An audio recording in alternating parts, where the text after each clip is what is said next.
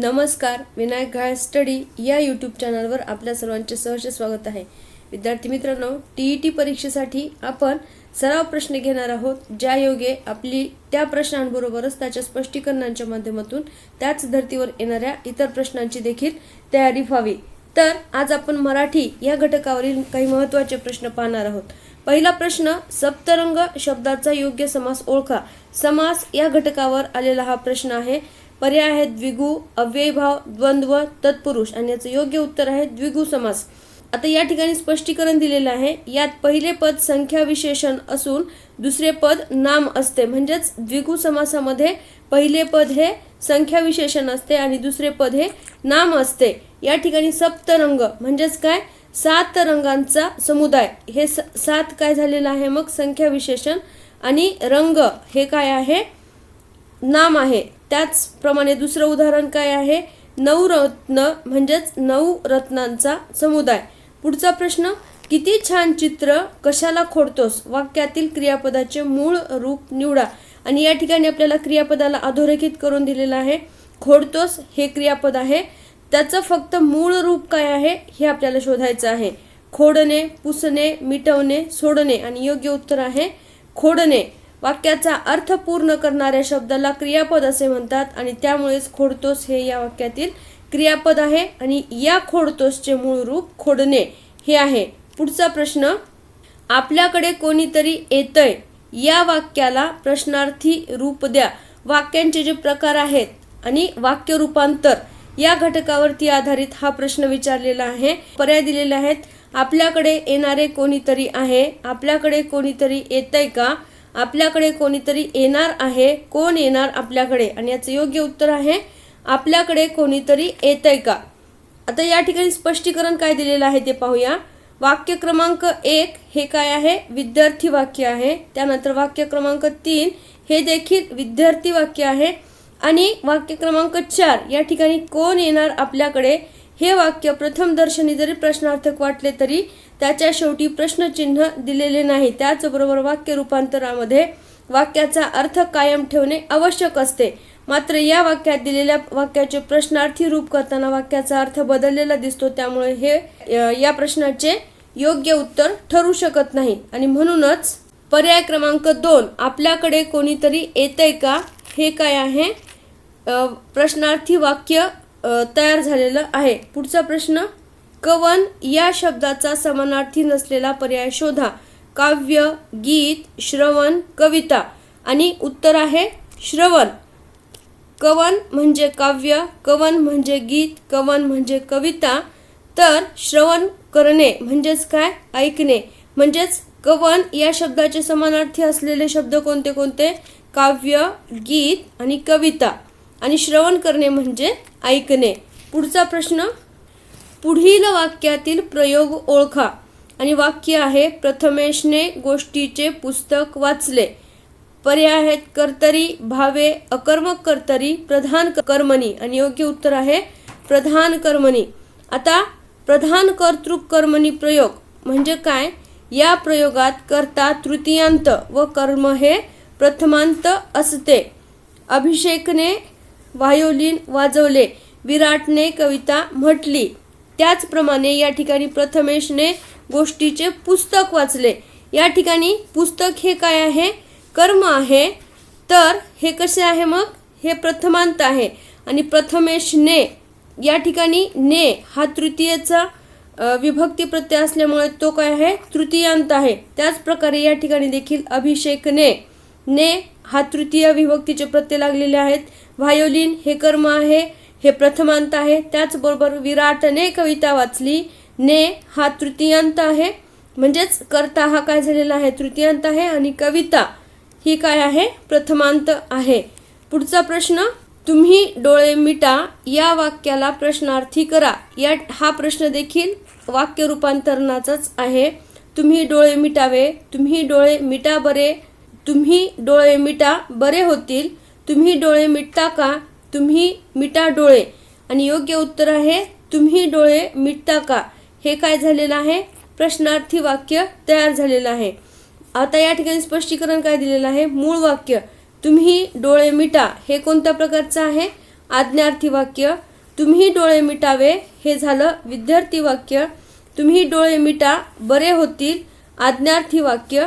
आणि तुम्ही डोळे मिटा हे सुद्धा काय आहे, आज्ञार्थी वाक्य आहे. त्यामुळेच पर्याय क्रमांक 3 तुम्ही डोळे मिटता का हे वाक्य प्रश्नार्थी आहे. पुढचा प्रश्न, पुढीलपैकी क्रियापद नसलेला पर्याय निवडा. सांडणे, निथळणे, गुपित, भुरभुरणे. आणि योग्य उत्तर आहे गुपित. गुपित हे काय आहे, विशेषण आहे. तर सांडणे, त्यानंतर निथळणे, भुरभुरणे ही सर्व काय आहेत, क्रियापदे आहेत. तर गुपित हे काय आहे, विशेषण आहे. अपकर्ष शब्दाचा विरुद्धार्थी शब्द कोणता? हा समानार्थी शब्द आणि विरुद्धार्थी शब्द यावर जो प्रश्न विचारले जातो आपल्याला त्यावर आधारित आहे. अपकर्ष या शब्दाचा विरुद्धार्थी शब्द आपल्याला शोधायचा आहे. सौदामिनी, तडित, अवर्षण, उत्कर्ष. आणि योग्य उत्तर आहे उत्कर्ष आणि त्याचा विरुद्धार्थी शब्द अपकर्ष.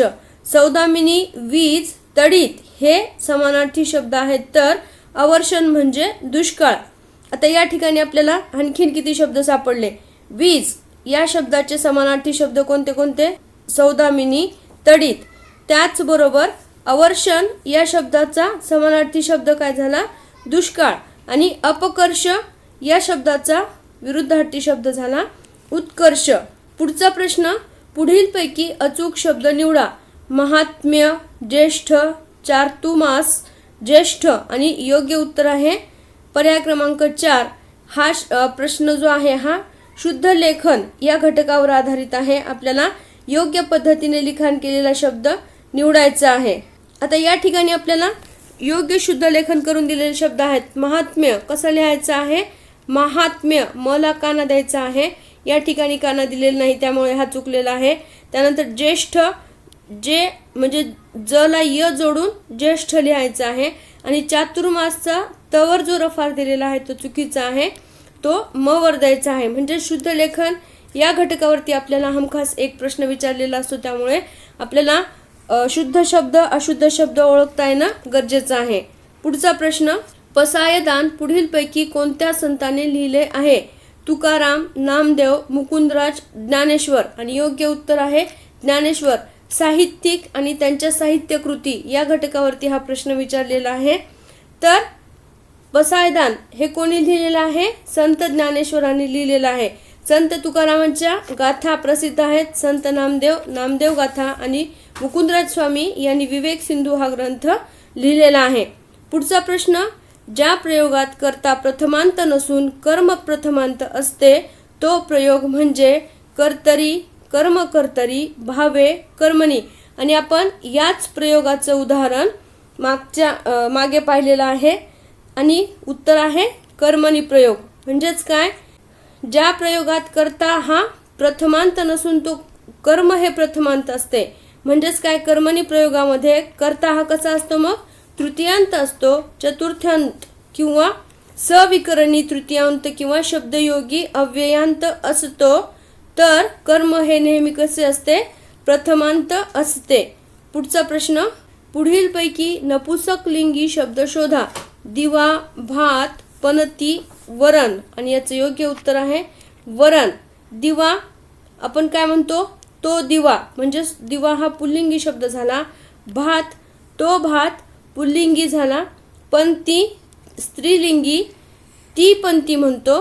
त्यामुळे पणती हा शब्द स्त्रीलिंगी झाला. तर वरण आपण वरण म्हणताना ते वरण म्हणतो. त्यामुळे वरण हा शब्द नपुंसकलिंगी आहे. पुढचा प्रश्न, अपरिहार्य शब्दाचा विरुद्धार्थी शब्द शोधा. यादृच्छिक, ऐच्छिक, अवलंब, अपरिमित. आणि याचं योग्य उत्तर आहे ऐच्छिक. अपरिहार्य म्हणजेच काय, अनिवार्य किंवा न टाळता येणारे. आणि मग टाळता येणारे किंवा त्याच्या विरुद्धार्थी शब्द म्हणून ऐच्छिक हे योग्य उत्तर आहे. पुढचा प्रश्न, पुढीलपैकी वर्तमान काळातील वाक्य निवडा. गाड्यांना रस्ते अपुरे पडत आहेत. रडू नकोस, बाबा येताना खाऊ घेऊन येतील. मी 2 वर्षांची असताना पहिल्यांदा रस्ता चुकले. एवढी साधी गोष्ट त्यांना कळली नाही. आणि पर्याय क्रमांक 1 हे याचं योग्य उत्तर आहे. गाड्यांना ते अपुरे पडत आहेत. आपल्याला वर्तमान काळातील वाक्य निवडायचं आहे. वाक्य क्रमांक 2, रडू नकोस, बाबा येताना खाऊ घेऊन येतील, हे भविष्य काळातील वाक्य आहे. तर वाक्य क्रमांक 3, मी 2 वर्षांची असताना पहिल्यांदा रस्ता चुकले, हे भूतकाळातील वाक्य आहे. तर वाक्य क्रमांक 4, एवढी साधी गोष्ट त्यांना कळली नाही, हे काय आहे? भूतकाळातील वाक्य आहे. पुढचा प्रश्न, अजरामर शब्दातील समास ओळखा. समास या घटकावर प्रश्न आलेला आहे. अव्ययीभाव, द्वंद्व, तत्पुरुष, बहुव्रीही आणि याचे योग्य उत्तर आहे द्वंद्व समास. आता द्वंद्व समासाचे देखील आणखीन 3 प्रकार आहेत. तर त्यापैकी इतरेतर द्वंद्व समासाचं हे उदाहरण आहे. आता याचं स्पष्टीकरण काय आहे? या समासात जितकी पदे असतात तेवढ्याच कल्पना किंवा विचार मनात येतात. तसेच या समासाचा विग्रह करताना आणि व या 2 समुच्चयबोधक अव्ययांचा उपयोग करतात. उदाहरणार्थ माता पिता, माता आणि पिता, भाऊ बहीण, भाऊ आणि बहीण, राम कृष्ण, राम आणि कृष्ण, शिव पार्वती, शिव आणि पार्वती, अजरामर, अजर आणि अमर, असा याचा काय होतो? विग्रह होतो. आणि अशाच प्रकारची ही काय आहेत? उदाहरणं आहेत. यामध्ये काय सांगितलेलं आहे स्पष्टीकरण? या समासात जितकी पदे असतात तेवढ्याच कल्पना किंवा विचार मनात येतात. म्हणजेच माता पिता आपण जेव्हा म्हणतो तेव्हा माता आणि पिता या दोघांचाच विचार आपल्या मनामध्ये येतो. भाऊ बहीण म्हटल्यानंतर भाऊ आणि बहीण यांचाच विचार येतो. आणि या समासातील शब्द जे आहेत तर ते आणि व या 2 समुच्चयबोधक अव्ययांचा उपयोग करतात त्याचा विग्रह करत असताना. म्हणजेच आपण या समासातील शब्दांचा जेव्हा अजरामर ह्या शब्दाचा जेव्हा आपण विग्रह करतो तेव्हा समुच्चयबोधक आणि किंवा व या समुच्चयबोधक उभयान्वयी अव्ययांनी त्यांना जोडलेलं असतं. म्हणजेच काय? माता पिता, मग त्याचा विग्रह कसा होतो? माता आणि पिता, भाऊ बहीण, भाऊ आणि बहीण, राम कृष्ण, राम आणि कृष्ण. त्याच पद्धतीने अजरामर म्हणजेच अजर आणि अमर. पुढचा प्रश्न, पुढीलपैकी कोणत्या पर्यायाचे एकवचनी आणि अनेकवचनी रूप सारखे असते? घोडा, फळा, कागद, आंबा. आणि योग्य उत्तर आहे कागद. आता या ठिकाणी आपल्याला अनेकवचनी रूपे दिलेले आहेत. घोड्याचं अनेकवचनी रूप होतं घोडे, त्यानंतर फळाचं फळे, आंबा आंबे, तर कागद या शब्दाचं अनेकवचनी रूप कागद हेच राहतं. त्यामुळे एकवचन आणि अनेकवचनी रूप हे या शब्दाचे दोन्ही सारखेच आहेत. पुढचा प्रश्न, प्रमाण लेखनाच्या नियमानुसार कोणता शब्द योग्य आहे? खात्री, अल्पसंख्याक, आध्यात्मिक, उज्ज्वल. आणि याचं योग्य उत्तर आहे आध्यात्मिक हा शब्द. प्रमाण लेखनानुसार म्हणजेच काय? शुद्ध लेखनानुसार आपल्याला योग्य शब्द निवडायचा आहे. आणि मग या ठिकाणी खात्री शुद्ध शब्द दिलेला आहे. खात्री अशा पद्धतीने लिहायला पाहिजे होता. त्याचबरोबर अल्पसंख्याक, त्याचबरोबर उज्ज्वल हा जो शब्द आहे तर जला ज डबल जोडलेलं पाहिजे. तर त्यामुळे हे देखील योग्य आहे. पुढचा प्रश्न, प्रतिक्षण या शब्दाचा समास ओळखा. समासावर आधारित प्रश्न आपल्याला जास्त विचारलेले आहेत. तत्पुरुष, बहुव्रीही, द्विगु, अव्ययीभाव समास. आणि योग्य उत्तर आहे अव्ययीभाव समास. प्रतिक्षण या शब्दाचा समास कोणता आहे तर तो आहे अव्ययीभाव समास. प्रतिक्षण याचा विग्रह कसा होतो? प्रत्येक क्षणाला. आणि ज्या समासामध्ये पहिले पद हे महत्त्वाचे असते त्या समासाला अव्ययीभाव समास म्हणतात. त्यामुळे प्रत्येक क्षणाला हे जास्त महत्त्वाचं असल्यामुळे प्रतिक्षण हे अव्ययीभाव समासाचे उदाहरण आहे. पुढचा प्रश्न, अनुशेष या शब्दाचा समानार्थी पर्याय शोधा. अनौपचारिक, निर्वाहाचे साधन, शिल्लक, जुळणारा. आणि अनुशेष या शब्दाचा समानार्थी शब्द होतो शिल्लक. पुढचा प्रश्न, मराठी व्याकरणाचे पाणिनी हा मान कोणाला दिला जातो? मराठी व्याकरणाचे पाणिनी म्हणून कोणाला ओळखलं जातं? पर्याय आहेत दादोबा पांडुरंग तर्खडकर, ना. सी. फडके, राजाराम शास्त्री भागवत, मोरा वाळिंबे. आणि याचे योग्य उत्तर आहे दादोबा पांडुरंग तर्खडकर यांना मराठी व्याकरणाचे पाणिनी म्हणून ओळखलं जातं. त्यांनी लिहिलेलं जे साहित्य आहे यशोदा पांडुरंगी, त्यानंतर पारमहंसिक ब्रह्मधर्म, धर्मविवेचन, मराठी भाषेचे व्याकरण, आपल्याला साहित्यिक आणि त्यांच्या साहित्यकृती या घटकावरती प्रश्न विचारले जातात. त्या अनुषंगाने हा प्रश्न आपल्यासाठी महत्त्वाचा आहे. पुढचा प्रश्न, मिक्सर कशाला मी पाट्यावरच चटणी वाटते या वाक्यातील क्रियापद शोधा. पाट्यावर, वाटते, चटणी, मिक्सर आणि याचे योग्य उत्तर आहे वाटते. हे काय आहे? या वाक्यातील क्रियापद आहे. वाक्याचा अर्थ पूर्ण करणारा क्रियावाचक शब्द म्हणजे क्रियापद होय. या वाक्यात वाटण्याची क्रिया पूर्ण झाली म्हणून वाटणे हे काय आहे? क्रियापद आहे. पुढचा प्रश्न, पुढीलपैकी पुल्लिंगी शब्द ओळखा. खान, पान, रान, बाण आणि याचं योग्य उत्तर आहे बाण. खान, ती खान, पान, ते पान म्हणजेच नपुसकलिंगी, रान, ते रान म्हणजेच नपुसकलिंगी, तर बाण, तो बाण. त्यामुळे पर्याय क्रमांक 4 हे याचं योग्य उत्तर आहे. पुढचा प्रश्न, एकच प्याला हे नाटक कोणी लिहिले आहे? अण्णासाहेब किर्लोस्कर, राम गणेश गडकरी, भालजी पेंढारकर, गोविंद ब देवल आणि याचे योग्य उत्तर आहे एकच प्याला हे नाटक राम गणेश गडकरी यांनी लिहिलेलं आहे. त्याचबरोबर अण्णासाहेब किर्लोस्कर यांचं संगीत सौभद्र हे नाटक प्रसिद्ध आहे. भालजी पेंढारकर साधा माणूस, गोविंद ब देवल संगीत शारदा ही त्यांची ग्रंथसंपदा आहे. आपल्याला नाटक आहे की कादंबरी आहे असा देखील प्रश्न विचारला जातो, त्यामुळे आपल्याला ते देखील लक्षात ठेवणं गरजेचं आहे. पुढचा प्रश्न, कोणत्याही शब्दातील पहिले पद प्रमुख असल्यास तो कोणता समास होतो? द्वंद्व, तत्पुरुष, अव्ययीभाव, बहुव्रीही आणि याचे योग्य उत्तर आहे अव्ययीभाव समास. त्यामध्ये पहिले पद महत्त्वाचे किंवा प्रमुख असते. आत्ताच आपण उदाहरण पाहिलं होतं कोणतं? प्रतिक्षण म्हणजेच प्रत्येक क्षणाला. आणखीन काही उदाहरणं, यथाशक्ती, प्रतिमास, घडोघडी, घरोघर हे काय आहेत? अव्ययीभाव समासाची काही उदाहरणं आहेत. पुढचा प्रश्न, केर कचऱ्याचे ढीग हा आशय पुढीलपैकी कोणत्या शब्दातून व्यक्त होतो? कारणा वाचून, उचलेगिरी, उच्छाद, उकिरडा आणि योग्य उत्तर आहे उकिरडा. म्हणजेच काय? केर कचऱ्याचे ढीग. कारणा वाचून म्हणजे विनाकारण. पुढचा प्रश्न, मराठी व्याकरणात लिंग किती प्रकारचे मानले जातात? 4, 1, 3, 2 आणि याचे योग्य उत्तर आहे 3. तर कोणते कोणते? पुल्लिंग, स्त्रीलिंग आणि नपुंसकलिंग. पुढचा प्रश्न, पुढीलपैकी विधानार्थी वाक्य निवडा. जगात सर्व सुखी असा कोणी नाही.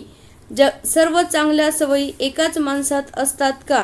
केवढी उंच इमारत ही? काय अक्षर आहे त्याचे? आणि आपल्याला विचारलेलं आहे विधानार्थी वाक्य निवडायचं आहे. तर उत्तर आहे जगात सर्व सुखी असा कोणी नाही. हे विधानार्थी वाक्य आहे. त्यानंतर वाक्य क्रमांक 2 जे आहे, सर्व चांगल्या सवयी एकाच माणसात असतात का? हे प्रश्नार्थी वाक्य आहे. त्याचबरोबर केवढी उंच इमारत ही हे आहे उद्गारार्थी वाक्य. त्याचबरोबर काय अक्षर आहे त्याचे हे देखील उद्गारार्थी वाक्य आहे. पुढचा प्रश्न, मराठी भाषा गौरव दिन कोणत्या दिवशी साजरा केला जातो? 2 फेब्रुवारी, 1 फेब्रुवारी, 1 मे, 27 फेब्रुवारी आणि याचं योग्य उत्तर आहे 27 फेब्रुवारी या दिवशी मराठी भाषा गौरव दिन साजरा केला जातो. का? तर ज्ञानपीठ पुरस्कार प्राप्त ज्येष्ठ कवी कुसुमाग्रज उर्फ विष्णू वामन शिरवाडकर म्हणजेच त्यांना आपण वि.वा. शिरवाडकर असं देखील म्हणतो, यांचा जन्मदिनानिमित्त 27 फेब्रुवारीला मराठी भाषा गौरव दिन साजरा केला जातो. 1 मे 1960 रोजी महाराष्ट्र स्वतंत्र राज्य बनले. मराठी भाषेला राज्याची अधिकृत भाषा म्हणून मान्यता देण्यात आली. तेव्हापासून 1 मे हा मराठी राजभाषा दिन किंवा मराठी भाषा दिन म्हणून साजरा केला जातो. तर मराठी भाषा गौरव दिन हा 27 फेब्रुवारी या दिवशी साजरा केला जातो. पुढचा प्रश्न, तुम्ही प्रत्येक निवडणुकीत मतदान करता. वाक्यातील अधोरेखित शब्दाची जात ओळखा.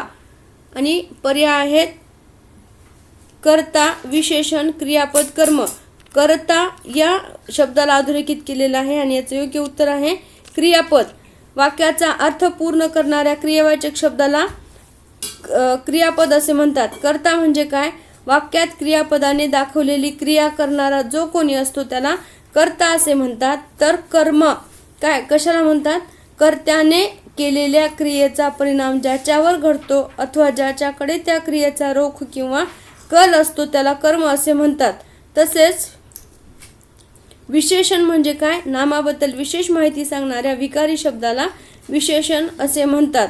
पुढचा प्रश्न, त्याने फुगा उडविला या वाक्याचा साधा वर्तमान काळ करा. या ठिकाणी काळ या घटकावर आधारित प्रश्न आहे. तिने फुगा उडविला, तो फुगा उडवितो, तो फुगा उडवेल, तो फुगा उडवत असे. आणि योग्य उत्तर आहे तो फुगा उडवितो. हे काय आहे? साध्या वर्तमान काळाचं रूपांतर आहे. मूळ वाक्य काय आहे? त्याने फुगा उडविला हे आहे साधा भूतकाळातील वाक्य. मग तिने फुगा उडविला हे देखील साध्या भूतकाळातील वाक्य झालं. तो फुगा उडवेल हे साधा भविष्यकाळ. तो फुगा उडवत असे हे झालं रीती भूतकाळ. तर तो फुगा उडवितो हे काय झालं? साध्या वर्तमान काळातील वाक्य झाले. अशा प्रकारे आता आपण मराठी व्याकरण या घटकावरील 30 प्रश्न पाहिलेले आहेत जे आपल्या परीक्षेसाठी अत्यंत उपयुक्त आहेत. पुढच्या व्हिडिओमध्ये आणखीन काही महत्त्वाचे प्रश्न दुसऱ्या विषयाचे पण देखील पाहणार आहोत, ज्यायोगे आपल्याला आपल्या TET परीक्षेची तयारी योग्य पद्धतीने करता येईल. आपल्याला जर व्हिडिओ आवडला तर लाईक करा, शेअर करा, चॅनलला सबस्क्राईब केलं नसेल तर सबस्क्राईब करा आणि जर काही आपल्या सूचना असतील तर त्या आम्हाला कमेंट बॉक्समध्ये नक्की कळवा. धन्यवाद.